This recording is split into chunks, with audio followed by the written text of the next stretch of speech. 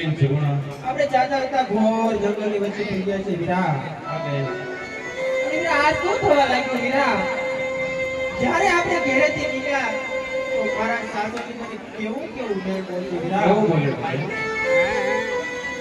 એ વીરા રતના